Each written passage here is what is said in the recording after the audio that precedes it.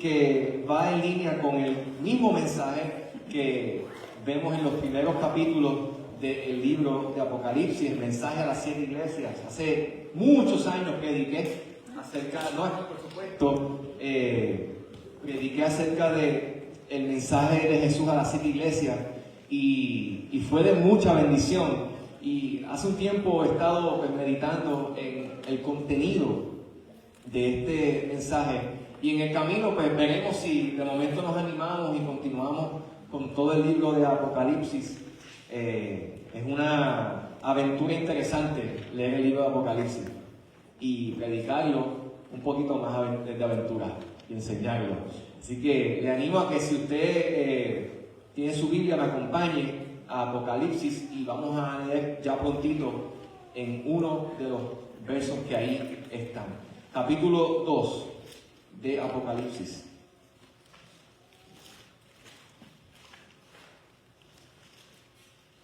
Capítulo 2 de Apocalipsis. Introduciremos el tema, ¿verdad?, que vamos a compartir, pero sí voy a leer de forma breve el texto en específico en el que nos estaremos enfocando en esta tarde. Capítulo 2, versos del 1 al 7. Leo de la siguiente manera, dice: escribe el ángel de la iglesia en Éfeso, el que tiene las 7 estrellas en su mano derecha, el que anda entre los 7 candelabros de oro, dice esto: yo conozco tus obras, tu fatiga y tu perseverancia, y que no puedes soportar a los malos, y has sometido a prueba a los que se dicen ser apóstoles y no lo son, y los has hallado mentirosos. Tienes perseverancia y has sufrido por mi nombre y no has desmayado. Pero tengo esto contra ti, que has dejado o has abandonado tu primer amor. Recuerda, por tanto, de dónde has caído y arrepiéntete. Y haz las obras que hiciste al principio, si no vendré a ti y quitaré tu candelabro de su lugar, si no te arrepintieres. Sin embargo, tienes esto, que aborreces las obras de los nicolaitas, los cuales yo también aborrezco. El que tiene oído, oiga lo que el Espíritu dice a las iglesias. Al que venciere, le daré a comer del árbol de la vida que está en el paraíso de Dios. Padre amado, te rogamos en el nombre de Jesús que nos ilumines y nos ayudes a entender este mensaje tan relevante que vemos en esta palabra que también es para nosotros hoy. Concédenos poder ser sensibles y ayúdanos a responder de la manera en la que tú hoy nos estás llamando a que respondamos. Sabemos, Padre, que en la dinámica de nuestra experiencia de fe nos enfrentamos a muchos desafíos y tu palabra siempre, Señor, nos da luz y nos muestra el camino. Aún te pido que aquellos que todavía entre nosotros no han dado ese paso de fe y quizás de alguna manera se les puede hacer difícil entender muchas cosas en relación a estas verdades. Permite, Dios, que tu Espíritu les ilumine también, para que puedan venir al conocimiento tuyo y puedan abrazarse a la cruz y puedan, Señor, recibirte en sus vidas y seguirte. Ayúdanos, Padre, estamos en tus manos, en el nombre de Jesús. Amén. Amén. Siempre que la palabra es predicada, amado hermano, sepa usted que Dios le quiere hablar. Amén. Amén. Dios le quiere hablar. Para muchos hermanos, el libro de Apocalipsis es un libro cargado de misterio, ¿verdad que sí? La mayoría de la gente le tiene un terror a leer el libro de Apocalipsis y dice: uy, ¿cómo yo voy a leer ese libro de Apocalipsis? Eso es como que meterme ahí en aguas profundas, porque hay cosas que pueden parecer difíciles de descifrar, porque nos encontramos con un libro que está lleno principalmente de símbolos. El lenguaje del libro de Apocalipsis es un lenguaje particular en donde se utilizan muchos símbolos que tienen significado, y es un mensaje que es llevado a través de un lenguaje que le llaman un lenguaje apocalíptico, que lleva un mensaje a través de los símbolos que presenta, y eso puede que haga que el libro se vuelva desafiante para interpretar y también para poder asimismo entenderlo y enseñarlo. Sin embargo, hermanos, el libro de Apocalipsis, para que usted pueda entender de forma general, el libro de Apocalipsis no es otra cosa que la revelación de Jesucristo. Ese es el libro de Apocalipsis. De hecho, Apocalipsis significa revelación. Revelación de Jesucristo. Es esa revelación de Jesucristo por medio de las visiones que el apóstol Juan tuvo mientras este se encontraba expatriado. En este caso esa fue la pena a causa de su fe, ¿ok? La mayoría de los apóstoles fueron martirizados, asesinados, decapitados, pero Juan en este caso fue expatriado a la isla de Patmos. Esa fue su consecuencia, su pena por la fe, por vivir la fe cristiana. Y es interesante, hermanos, porque el libro de Apocalipsis necesitamos nosotros saber, y para poder entenderlo mejor, que inicialmente es una carta, es un escrito dirigido a 7 iglesias que existieron específicamente en el primer siglo. Cuando usted lee el libro de Apocalipsis, para que usted pueda entenderlo bien, es necesario que usted lo entienda como un texto que antes de haber sido escrito para mí hoy, para usted hoy, fue escrito en el primer siglo para 7 iglesias específicas, ubicadas en el área de Asia Menor, donde actualmente se encuentra Turquía y todas esas naciones en la actualidad. Y usted quizás puede preguntarse, bueno, qué curioso, si ese mensaje específicamente fue para esas 7 iglesias de Asia, ubicadas en Asia Menor para el tiempo del primer siglo, ¿qué de relevante entonces tendrá el que yo me exponga al mensaje de ese libro? ¿Qué sentido puede hacer? Y yo le tengo que decir a eso que sí, hace mucho sentido que nosotros nos expongamos a este mensaje. ¿Sabe por qué? Porque estas 7 iglesias, aunque fueron 7 iglesias a las que específicamente se le comunicó un mensaje, representan, por así decir, el perfil de lo que sería la iglesia hoy día también, y la iglesia a lo largo de las edades. Cuando yo miro estas 7 iglesias que vamos a comenzar hoy a mirar solamente la primera y el mensaje a esa primera iglesia, yo me di cuenta que el perfil de cada una de esas iglesias representa los 7 tipos, podría representar, de iglesias que han existido a lo largo de la historia. Las 7 realidades, o aún inclusive, yo me atrevería a decir que puede parecer que representan los 7 tipos de cristianos o de experiencias cristianas que se viven, que gente de Dios vive en la dinámica de su caminar de fe. Así que usted, mientras vamos estudiando, mirando y compartiendo el mensaje en base al mensaje de Jesús en estas 7 iglesias, trate de usted verse ahí, ¿ok? Trate de usted verse como un miembro de estas iglesias a las que Jesús, por medio de la visión del apóstol Juan, está deseando llevar un mensaje. Por lo cual, para que usted tenga una idea y podamos estar claros, me interesa que así lo estemos, el libro de Apocalipsis, hermanos, fue escrito para brindar esperanza a una iglesia en dificultades. Cuando usted lee el libro de Apocalipsis, usted se dará cuenta que aunque habla de cosas del futuro que habrán de acontecer y que en el momento en que obviamente fueron escritas no habían acontecido, ni todavía la mayoría de ellas no han acontecido, sepa usted que el propósito fue brindar esperanza a una iglesia en dificultades y recordarle a esos creyentes la esperanza segura del Evangelio. Porque cuando las dinámicas de vida se vuelven difíciles, principalmente cuando hay persecución, que es el caso en el que se encontraban estas iglesias, pues la fe es quebrantada, la vida de la iglesia de alguna manera se ve afectada. Y aquí el apóstol Juan tenía un propósito motivado por el Señor, y era recordarle a esta iglesia la esperanza del Evangelio, que está basada en que cada creyente sepa en primer lugar que el juicio y la victoria final de Dios sobre el diablo y la maldad es inminente. Estas iglesias estaban enfrentando dificultad de muchas maneras, pero principalmente estaban enfrentando dificultades por falsos maestros que estaban metiéndose en la iglesia, estaban enfrentándose a la inmoralidad, estaban enfrentándose a la injusticia, estaban enfrentándose a fuerzas hostiles que buscaban inclusive acabar con la vida de muchos creyentes, por lo cual ellos se encontraban en grandes dificultades, y Jesús quiso recordarle a este grupo de creyentes: oye, aunque le estén pasando difícil hoy por causa de que son creyentes, llegará un día en donde la maldad será totalmente erradicada.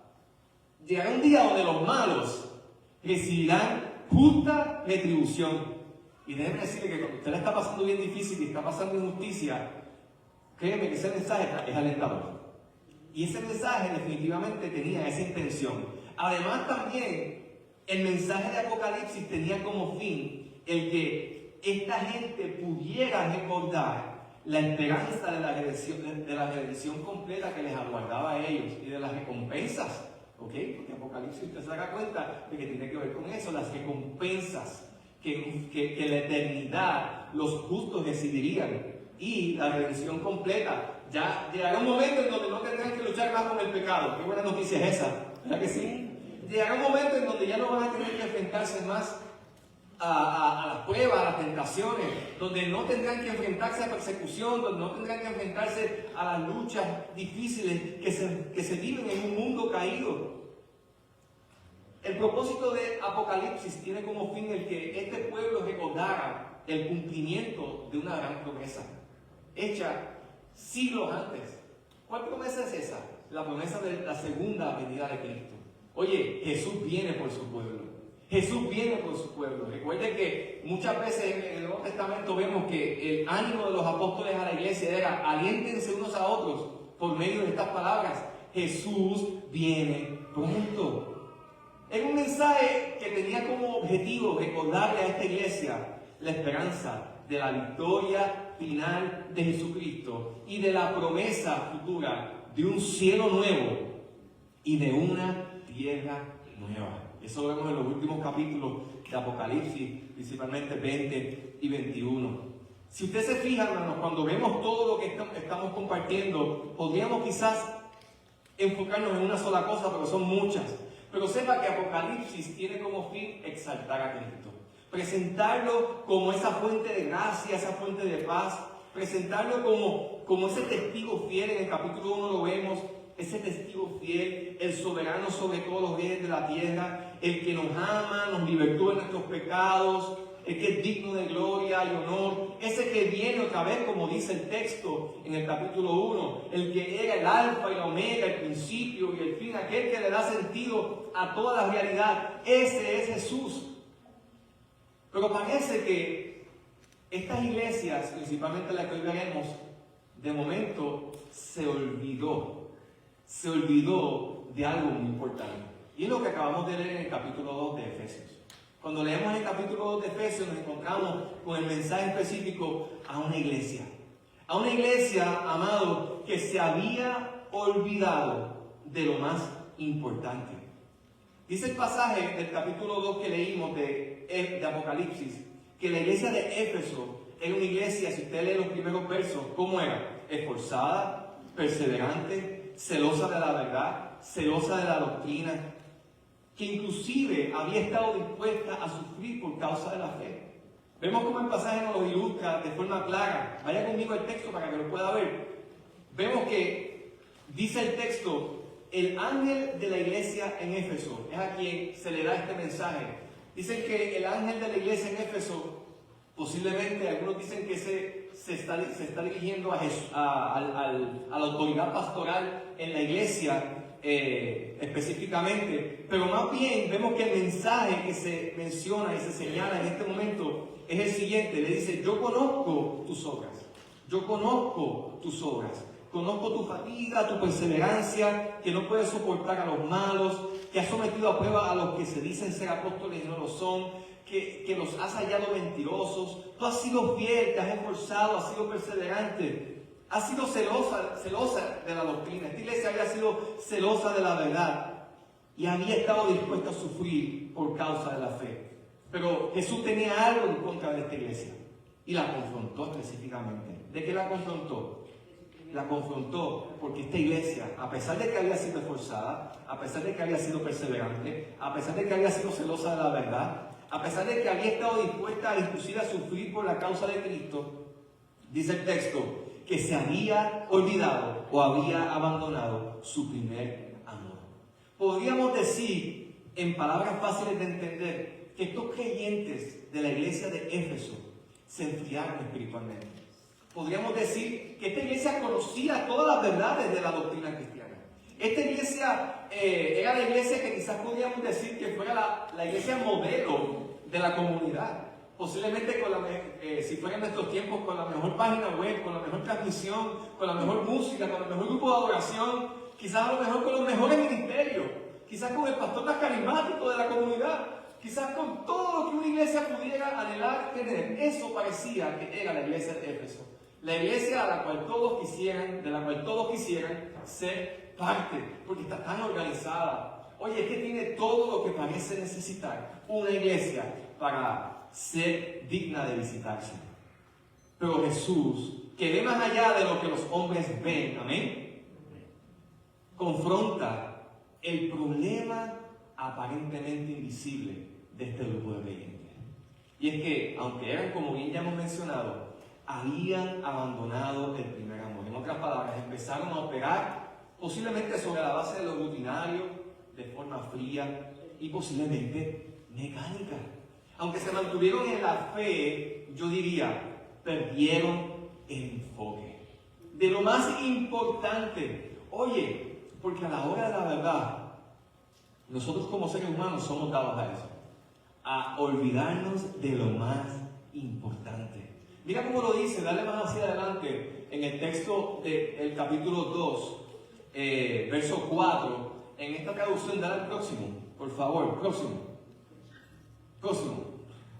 Ok, al siguiente. Miren cómo lo menciona en esta traducción. Next, please. Eso mismo. Ok, miren cómo lo dice la nueva traducción viviente. Dice, pero tengo una queja en tu contra. No me amas a mí, ni se aman ustedes como al principio. Es como Jesús diciéndole a este grupo de creyentes, ustedes han mostrado ser una iglesia fiel, una iglesia, pero han abandonado aquello que les distinguió en el principio. Han abandonado aquello que ustedes entendieron al principio que era lo más importante de la fe. Se han olvidado, se han enfriado, se han desenfocado. Y ya no me aman a mí, ni se aman entre ustedes como se amaban al principio. ¿Qué tiene que ver eso con Apocalipsis? ¿Qué tiene que ver eso con los últimos tiempos? Tiene que ver mucho. Dale el próximo texto que está ahí. Tiene que ver mucho, ¿sabes por qué? Porque la Escritura habla y Jesús mismo dijo que antes de su segunda venida, antes de que Él volviera en su segunda venida, la maldad se multiplicaría y el amor de muchos se iba a enfriar. Entonces, cuando nos encontramos con este mensaje, no nos parece un mensaje apocalíptico, pero un mensaje que yo le he llamado como un llamado de urgencia, en el que Dios nos está haciendo recordar hoy día, así como lo hizo recordar a la iglesia de Éfeso, que no nos podemos olvidar de lo más importante.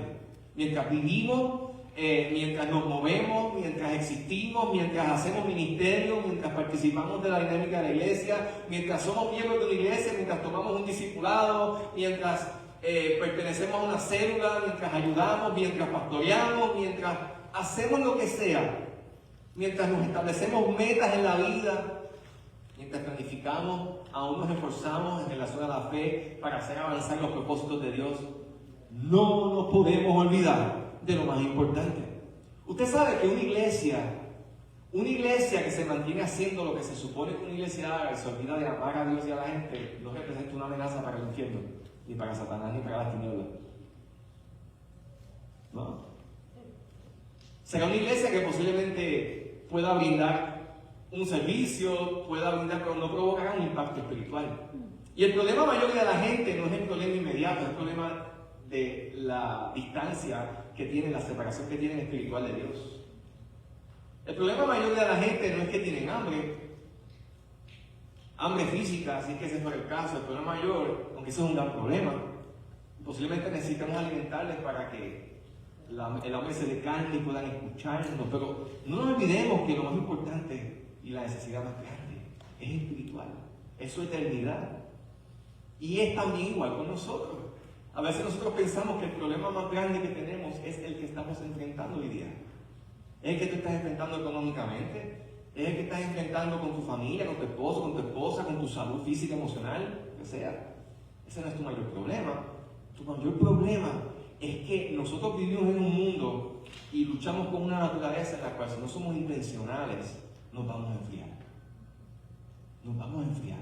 Y la mayoría de aquellos que se vuelven apáticos, aún a la fe, habiendo participado de la experiencia de la iglesia, llegan a ese punto porque se olvidan, se enfrían espiritualmente, se olvidan de su primer amor.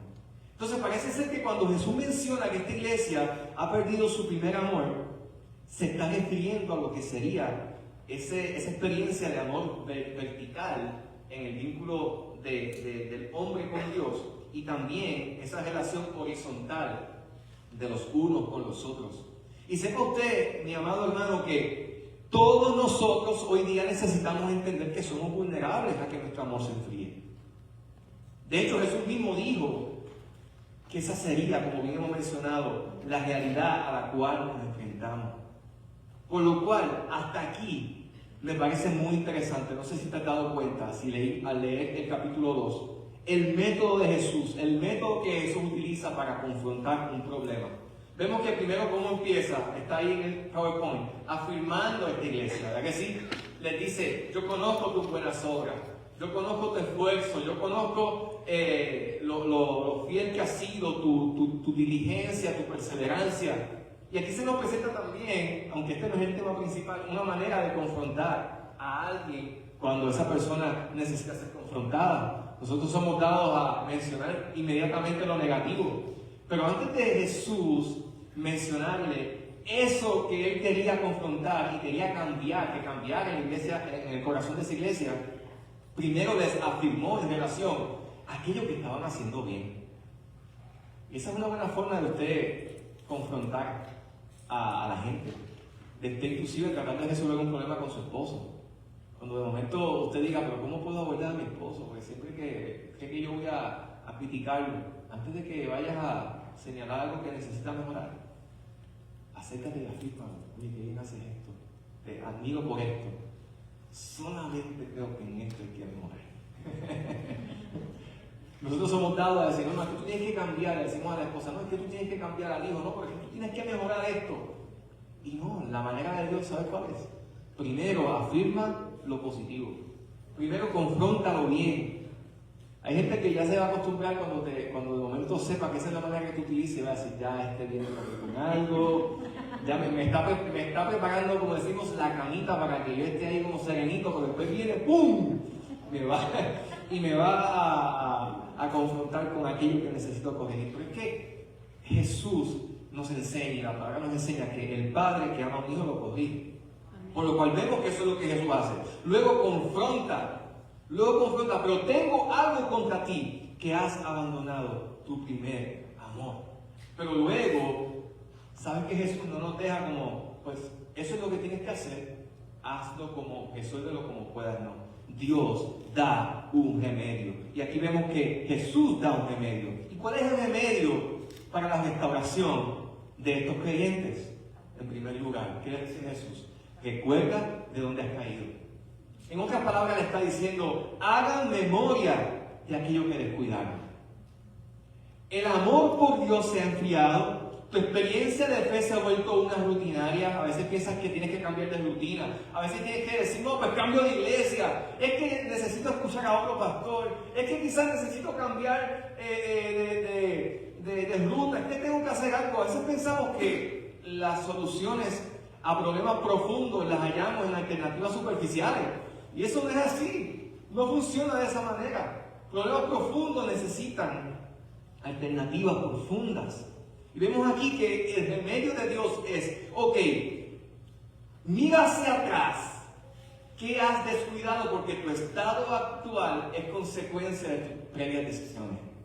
Tú eres el resultado, tú y yo somos el resultado. Tu vida hoy, en gran manera, es el resultado de tus decisiones pasadas. Tu estado espiritual, si no es el que Dios quiere que sea, si es uno que tú puedes describir como empobrecido, como quizás enfriado en el Señor, quizás como esta iglesia, y estás aquí, sirves al Señor y haces lo mejor que puedes, that's good. Dice aquí que Dios se goza de eso, pero Dios quiere algo más para ti. La voluntad de Dios es que tú puedas vivir en el primer amor. No cuando te convertiste, sino mientras vivas en el Señor. Dios desea que nosotros caminemos en Él, no nada más motivados por el compromiso, sino también impulsados por la devoción.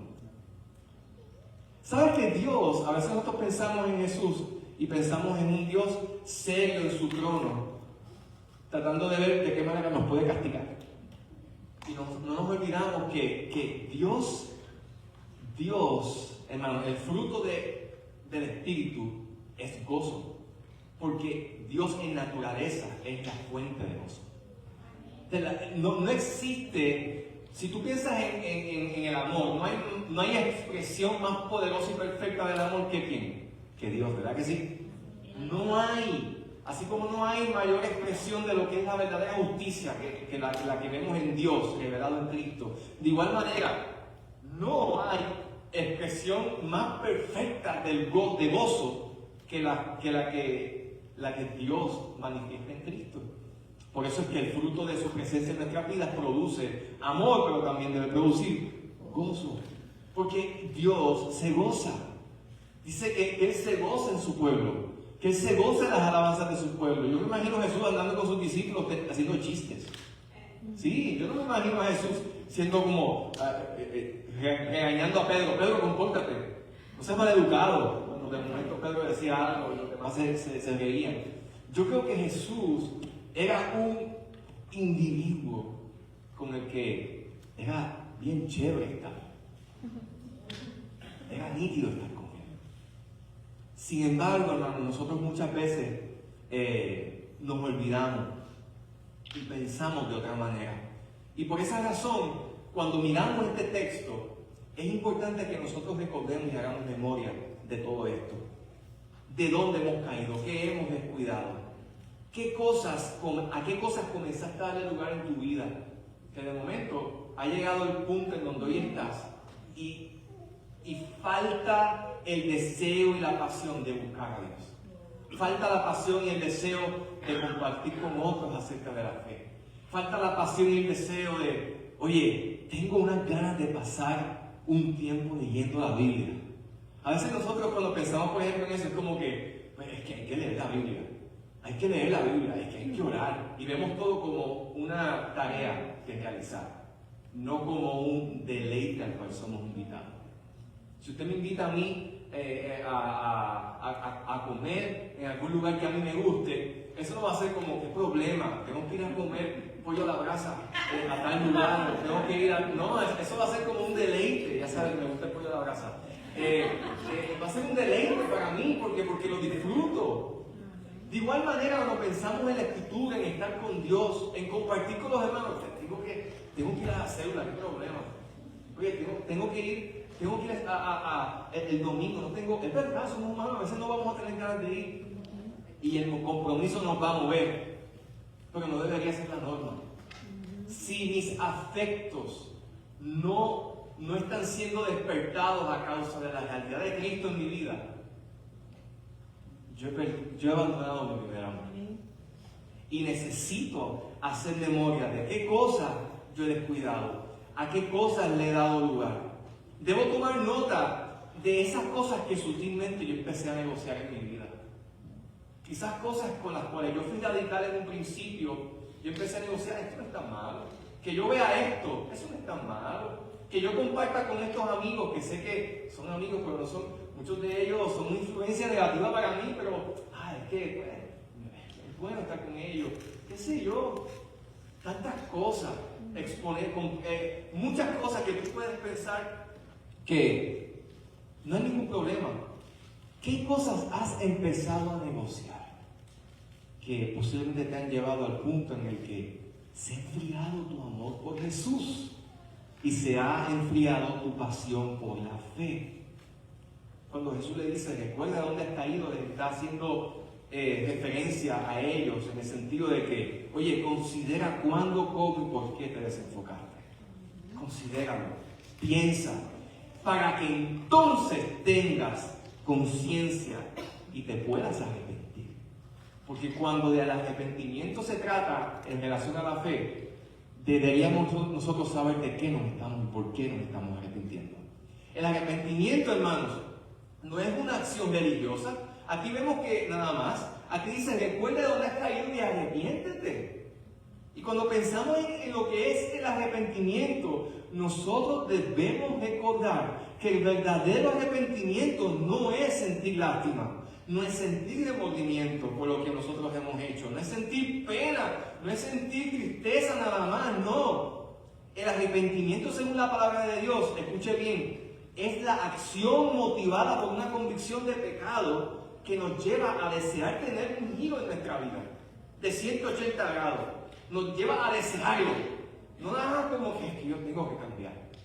Es que yo tengo que cambiar. Es que yo tengo que volver a Dios. No, no. Es una convicción que te mueve a desear y que te impulsa a accionar y a buscar un giro de 180 grados en tu vida.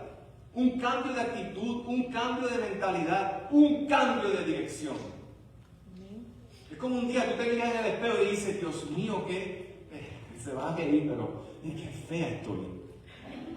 Yo tengo que ir al salón de belleza para hacerme un nuevo recorte o algo así. A las damas, ¿qué les pasa eso? A los varones no les pasa eso, se supone. Yo necesito un cambio de imagen, necesito pintarme el pelo, necesito hacer qué sé yo qué necesito hacer. Tú te ves a la luz de la realidad y dices, no, esto tiene que cambiar. Usted sabe que, amado, usted sabe que el arrepentimiento debe ir en esa línea para nosotros. Yo meditaba en este concepto del arrepentimiento y consideraba el hecho de que el arrepentimiento es el comienzo, escucha bien, que nos lleva hacia una transformación, no necesariamente momentánea, porque muchas veces es una transformación progresiva, motivada por la fe en Cristo. No puede haber otra motivación que no sea Jesús, tu primer amor. ¿Cuál debe ser la motivación para nuestro arrepentimiento? En nosotros estar mejor, en nosotros tener menos dificultades. Bueno, esos son beneficios. Pero la motivación de nuestro arrepentimiento debe ser ¿qué? La fe en Jesús. Debe ser Jesús. Si no es Jesús, no es arrepentimiento. Si lo que te motiva a ti en relación a la experiencia cristiana a cambiar no es agradar a Dios, pues entonces tu enfoque en la acción que realizas no es el correcto. A veces nosotros tenemos en mente los beneficios, hablábamos el viernes en la clase del discipulado de los beneficios del Evangelio, ¿verdad que sí? Y confundimos el Evangelio con los beneficios del Evangelio. El Evangelio es paz. No, la gente dice el Evangelio es disfrutar del amor de Dios, el Evangelio es disfrutar de la alegría del Señor. Y todo eso son beneficios del Evangelio, pero eso no es el Evangelio. Son beneficios que se reciben a causa de tu vivir en el Evangelio. De igual manera, nos damos cuenta aquí de lo que es el arrepentimiento. Una transformación progresiva, motivada por la fe y hecha evidente a través de nuestra obediencia en el poder del Espíritu Santo. No es obediencia solamente motivada por tu fuerza de voluntad, porque déjame decirte que hay veces donde nuestra fuerza de voluntad no basta, no es suficiente. Necesitamos el poder del Espíritu Santo. Es cuando tú llegas al punto donde tú dices, Señor, yo deseo cambiar, yo he recibido la convicción de que esto no está bien, mi vida no refleja los valores del reino de Dios, yo estoy viviendo de espaldas a ti, tú me llamas a que cambie, yo deseo cambiar, pero siento que no puedo. Siento que no puedo, ayúdame. Oh, a Dios le encanta cuando tú haces esa oración. A Dios le encanta, porque es ahí donde Él se hace manifiesto. Desde aquí estoy. Y te dice, como hablábamos en la academia bíblica, te dice, ok, tienes que mojarte los pies. Yo voy a abrir el mar. El río Jordán está crecido. Está crecido el río Jordán. Y yo lo voy a abrir y vas a pasar en seco. Pero te tienes que mojar los pies. No esperes que yo lo abre, que abra el río y que veas el camino antes de cruzar. No, mójate los pies. Créeme, te toca a ti dar el primer paso, la primera nota la tienes que dar, luego la melodía la da el Señor, pero la primera nota te toca a ti y me toca a mí.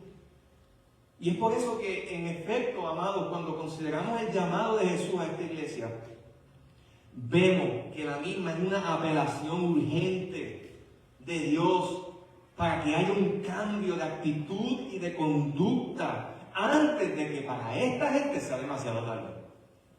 Porque si usted se fija en el texto, vaya conmigo, cuando dice arrepiéntete y le invita a que haga las primeras obras, ya mismo iremos a eso, les da una advertencia.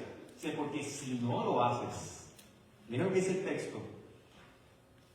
Dice, y si no, verso 5 al final, vendré a ti y quitaré tu candelabro de su lugar si no te arrepientes. ¿Qué significa eso, mi amado hermano, amigo, amiga que nos visita? Que nosotros escuchar la reprensión amorosa de Dios y no hacerle caso es bien peligroso. Es bien peligroso.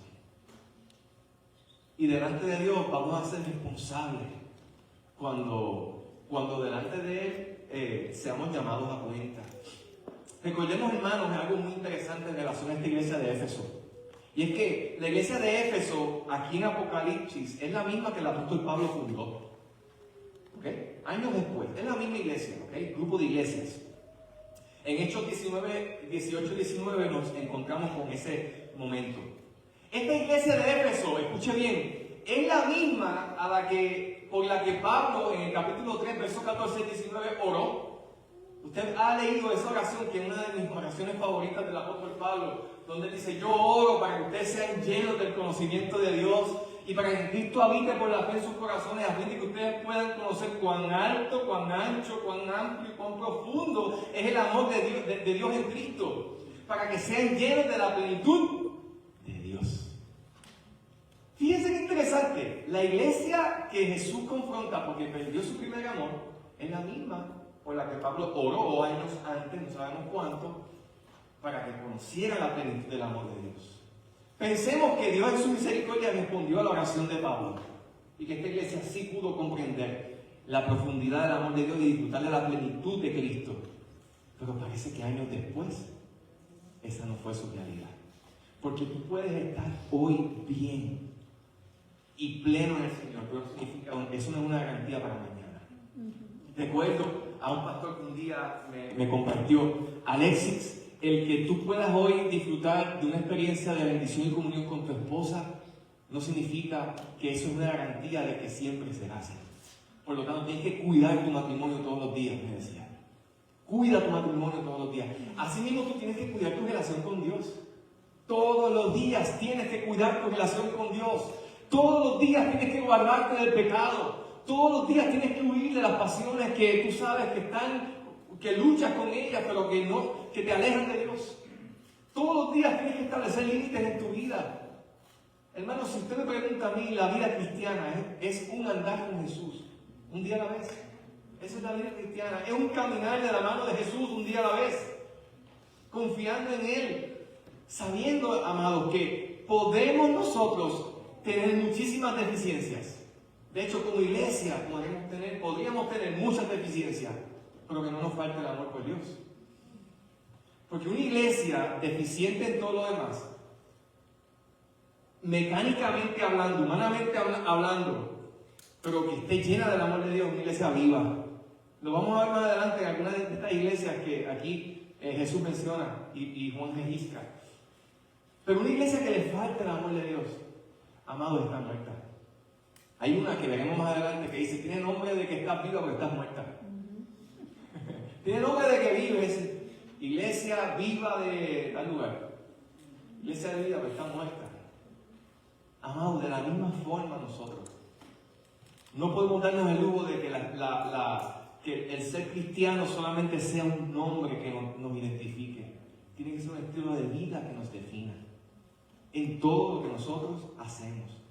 Y amados, esto es algo que hoy día es necesario que lo tengamos más presente porque como Jesús dijo, antes de que Jesús venga por segunda vez, estaremos enfrentándonos a una gran amenaza. ¿Y cuál es esa amenaza? Que nuestro amor por Jesús se enfríe. Esa es la gran amenaza a la cual tú te vas a enfrentar. La amenaza más grande nuestra no es la inflación. La amenaza más grande no es un gobierno deficiente. La amenaza más grande no es aunque debemos tener cuidado, prepararnos, sí, sin histeria, lo que anuncia la escasez futura. Esa no es nuestra peor dificultad. A lo que más debemos temerle es a que nuestro amor por Jesús se enfríe. Porque si tu amor por Jesús se enfría, tú vas a terminar buscando adorar otra cosa. Usted sabe que estaba escuchando, esto no lo tenía planificado, pero usted se ha dado cuenta cómo estamos viviendo un tiempo en donde las pasiones políticas están bien fuertes. Bien fuertes. O sea, estamos viviendo un tiempo en donde estamos en los extremos, de un lado o de otro. Y las pasiones de la gente están llevando a que tú crees algo y tú olvidas, hasta matas por eso. O sea, estamos bien. Y le preguntaron a un psicólogo, que es un psicólogo muy conocido, que él pensaba de por qué eso estaba ocurriendo. Y él dice que a lo largo de la historia, cuando una cultura se vuelve apática a la religión, él no es cristiano, pero fíjense qué análisis interesante, se vuelve apática a la religión, empieza a ser ídolos de las ideologías. Empieza a poner su esperanza en las ideologías. Empieza a poner su esperanza en el socialismo, empieza a poner su esperanza en la evolución sexual, empieza a poner su esperanza en la redefinición de las cosas, empieza a poner su esperanza en los modelos económicos que pueden hacer mejorar el estilo de vida de la gente, empieza a pensar en que el mejor modo de vivir es tratar de vivir a favor de los marginados para que no sean oprimidos. Y usted se va a encontrar con personas que empezarán a identificarse con distintos modos de pensamiento y harán de eso su misión de vida. Usted sabe que eso está pasando a muchas iglesias. Actualmente, hermano, hay muchas iglesias históricas en los Estados Unidos y en el mundo que siguen teniendo el nombre que tuvieron cuando sus fundadores la fundaron. Siguen recibiendo gente y siguen haciendo obras, pero están muertas. ¿Por qué? Porque se han abrazado a ideologías y han abandonado el amor a Jesús. El amor genuino hacia las personas que brotan de una devoción a Jesús. Escúchame, amado, si tu amor hacia la gente y hacia los desvalidos, hacia los que están en necesidad, hacia los vulnerables, no emana de una devoción a Jesús, tú vas a amar mal a la gente. Los vas a amar equivocadamente. Y les vas a ayudar, pero les vas a ayudar desde una perspectiva equivocada. Y eso es lo que nosotros estamos viendo hoy día. Y es por esa razón, amado, que es necesario que nosotros nos volvamos aquí a Jesús. Porque ese es el peligro más grande que nosotros enfrentamos. Peligro de desviarnos, el peligro de que inclusive, amados, nos extraviemos del enfoque que Dios tiene para nosotros. Por eso, aquí el mensaje es el siguiente: arrepiéntete y vuelve a las primeras obras. ¿Y qué significa eso? ¿Qué son las primeras obras? Rapidito te lo menciono. ¿Recuerdas cuando solías pasar tiempo en la palabra? ¿Recuerdas cuando anhelabas leer la Biblia? ¿Recuerdas cuando solías orar? ¿Te acuerdas de esos tiempos? Cuando pasabas tiempo orando y no era un issue el terminar porque disfrutabas de estar en la presencia de Dios. ¿Recuerdas el gozo que tenías cuando nos reuníamos o te reunías con otros creyentes? ¿Recuerdas cuando sentías deleite de contarles a otros de Jesús?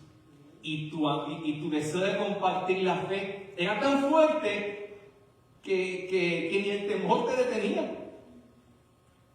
Eso es volver a las primeras obras. Yo necesito mantenerme en las primeras obras, mantenerme saturando mi corazón de la palabra de Dios, mantenerme saturándome de la presencia de Dios en oración. Yo necesito mantenerme, no me puedo dar el lujo de dejar de congregarme, porque yo necesito, aunque haya gente en la iglesia con la que todavía a mí se me haga difícil conectar, porque es que, Dios mío, es difícil trabajar con la gente. Oye, si ese fuera el argumento que Dios usará contigo, lo difícil que tú eres, Él te hubiera desechado hace rato, pero todavía te sigue amando. Así que ama a la gente, aunque se te haga difícil. Hay veces que uno quisiera aislarse. No, tú necesitas a la gente. Tú necesitas a la gente difícil en tu vida. ¿Sabes por qué? Porque Dios te enseña paciencia a través de ellos. Tú necesitas aún, hermanos, en la iglesia Dios va a permitir que te ofendan. Yo no quisiera eso. Pero en la iglesia Dios va a permitir que te sientas ofendido porque es de la única manera en que tú vas a aprender a perdonar. ¿Sí o no? Y así sucesivamente. Entonces, sobre todo lo que hemos compartido, hermano, la advertencia de nosotros resistirnos a eso, como bien aquí dice el texto, es que las consecuencias de no arrepentirse son muy caras.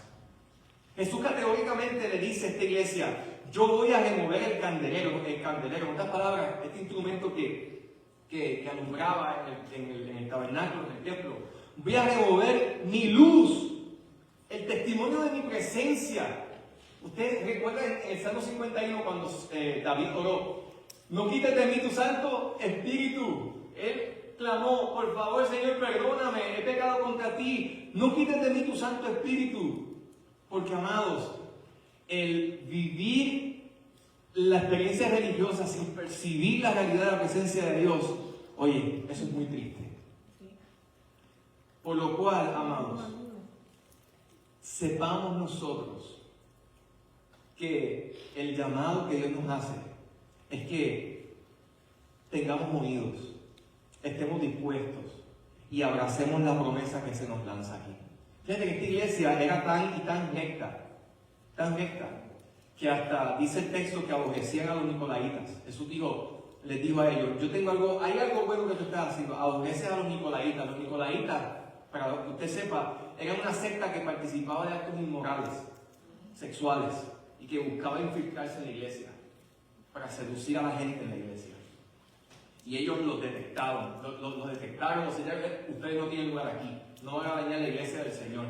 Un celo por el Señor, pero habían perdido el primer amor, habían descuidado lo más importante. Significa que se puede aún mantener una dinámica como esta y perder el primer amor. Pero Dios nos alienta y nos dice: al que venciere, una promesa, al que venciere, le daré a comer del árbol de la vida. En otras palabras, al que venciere, ¿cuál va a ser la promesa? El cielo.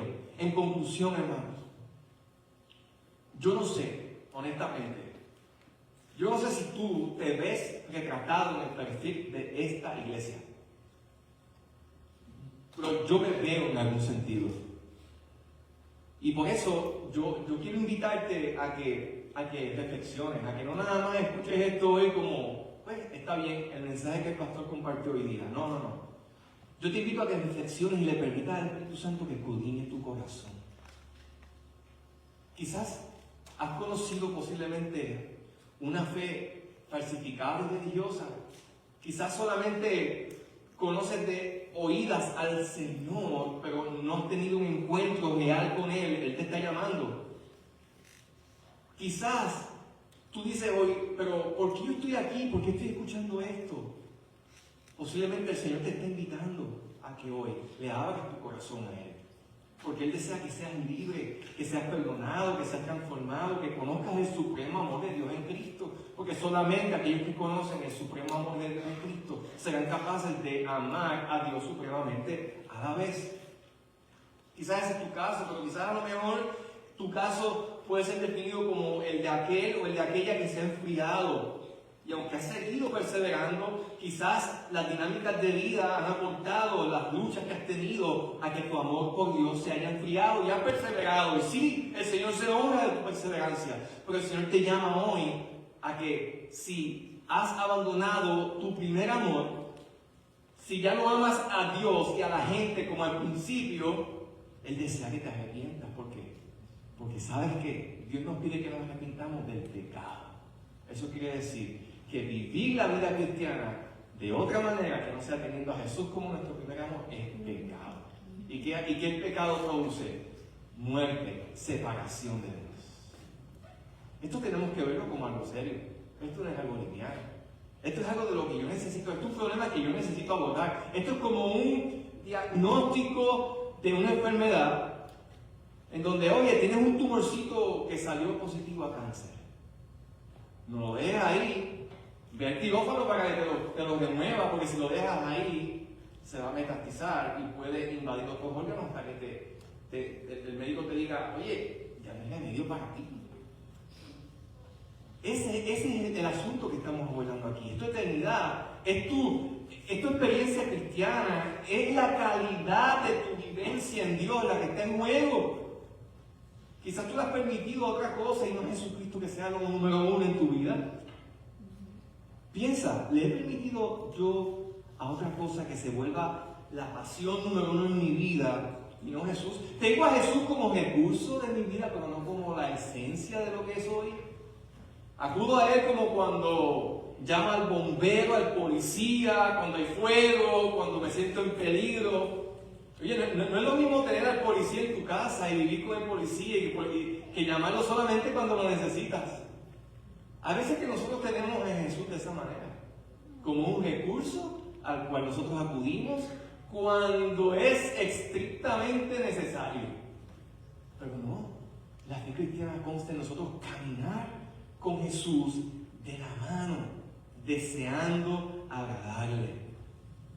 Así que yo te invito a que ahí donde estás, cierres tus ojos y le digas: Señor, hay un sustituto en mi vida. El Antiguo Testamento utiliza la figura del matrimonio para ilustrar la relación de Jehová con Israel. Y cuando Israel se desviaba, Jehová a través de los profetas les decía: has fornicado contra mí, has fornicado contra mí, has adulterado tu corazón, porque te has casado, has entregado tu vida a otra cosa. Y el Señor nos llama a que vivamos vinculados a Jesús, a Él, a su presencia. Y si por alguna razón de momento esa es la realidad que te define y no la que hoy hemos planteado, en donde Dios nos invita a tener a Jesús como nuestro primer amor, ahí donde estás. Y Señor, me arrepiento, te pido perdón.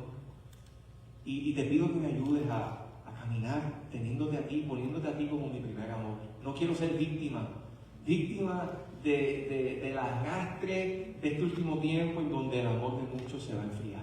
Yo no quiero ser contado entre esa multitud de aquellos que por la multiplicación de la maldad su amor en general se enfriará.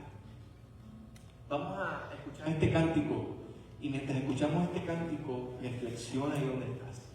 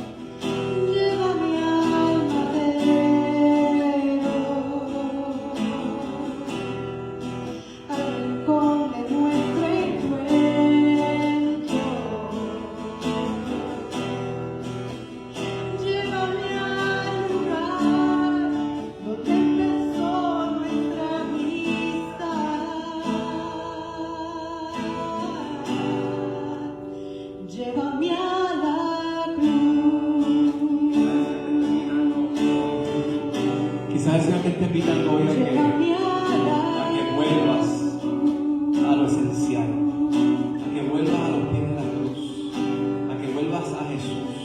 Ahí donde estás, dile: Señor, te necesito, te necesito. Levanta tu mano y dile: Señor, necesito que avives tu fuego en mí. Señor, tú conoces el corazón de aquellos que hoy están entre nosotros y que, Dios mío, se ven a sí mismos como pobres en espíritu y necesitados de ti. Padre, yo clamo, Dios, para que tú intervengas en la vida de aquellos que quizás todavía no te conocen. Oye, si tú estás aquí hoy y deseas entregarle tu vida a Jesús, yo te invito a que levantes tu mano para poder orar por ti. Te extiendo el llamado para que hoy quizás es día de salvación para ti, para que hoy tú le entregues tu corazón a Jesús. Diga: Señor, yo me arrepiento de mis pecados, yo me arrepiento de haber vivido de espaldas a ti. Y reconozco que Jesús murió por mí en la cruz y resucitó al tercer día para darme vida eterna, para vivir en mi corazón y darme la oportunidad de caminar hacia una eternidad contigo. Si te has enfriado en la fe, ahí donde estás, dile: Señor, avívame, avívame, en el nombre de Jesús. Padre, gracias por tu fidelidad, gracias porque tú nos das fuerzas, gracias porque tú, Señor, nos alientas. porque tú nos das oportunidades. Permite, Señor, que esta palabra que hemos compartido hoy, mientras volvemos a nuestros hogares y aún en la semana reflexionamos, tú, Señor, seas llevándonos en el poder de tu Espíritu Santo y animándonos en la fe a buscar vivir en tu primer amor. En el nombre de Jesús te lo pedimos, Padre. Amén. Amén. Le invito a que estemos de pie.